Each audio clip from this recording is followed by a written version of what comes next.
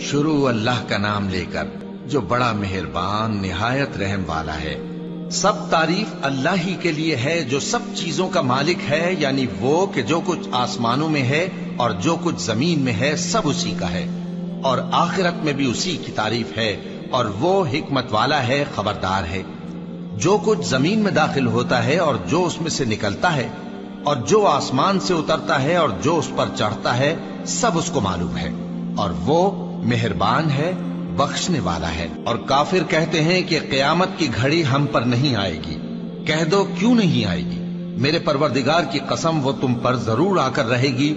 وہ پروردگار غیب کا جاننے والا ہے، ذرہ بھر چیز بھی اس سے پوشیدہ نہیں، نہ آسمانوں میں اور نہ زمین میں، اور کوئی چیز ذرے سے بھی چھوٹی یا بڑی نہیں مگر کتاب روشن میں لکھی ہوئی ہے، اس لیے کہ جو لوگ ایمان لائے اور عمل نیک کرتے رہے ان کو بدلہ دے۔ یہی ہیں جن کے لیے بخشش اور عزت کی روزی ہے، اور جنہوں نے ہماری آیتوں کے بارے میں ہمیں ہرانے کی کوشش کی ان کے لیے سخت درد دینے والے عذاب کی سزا ہے۔ اور جن لوگوں کو علم دیا گیا ہے وہ جانتے ہیں کہ جو قرآن تمہارے پروردگار کی طرف سے تم پر نازل ہوا ہے وہ یقیناً حق ہے، اور اس اللہ کا رستہ بتاتا ہے جو غالب ہے، قابل تعریف ہے۔ اور کافر کہتے ہیں کہ بھلا ہم تمہیں ایسا آدمی بتائیں جو تمہیں خبر دیتا ہے کہ جب تم مر کر بالکل ریزہ ریزہ ہو جاؤ گے تو تم نئے سرے سے پیدا ہوگے؟ یا تو اس نے اللہ پر جھوٹ باندھ لیا ہے یا اسے جنون ہے۔ بات یہ ہے کہ جو لوگ آخرت پر ایمان نہیں رکھتے وہ آفت اور پرلے درجے کی گمراہی میں پڑے ہیں۔ کیا انہوں نے اس کو نہیں دیکھا جو ان کے آگے اور پیچھے ہے، یعنی آسمان اور زمین؟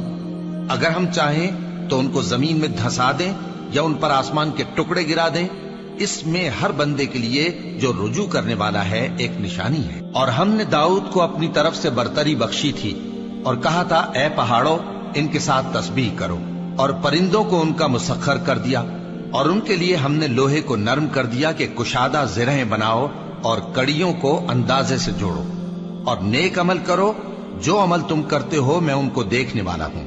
اور ہوا کو ہم نے سلیمان کے تابع کر دیا تھا، اس کی صبح کی منزل 1 مہینے کی راہ ہوتی اور شام کی منزل بھی مہینے بھر کی ہوتی۔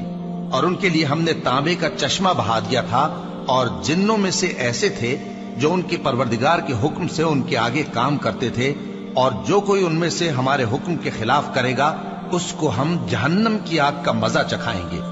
وہ جو چاہتے یہ ان کے لیے بناتے، یعنی قلعے اور تصویریں اور بڑے بڑے لگن جیسے تالاب اور دیگیں جو ایک ہی جگہ رکھی رہیں۔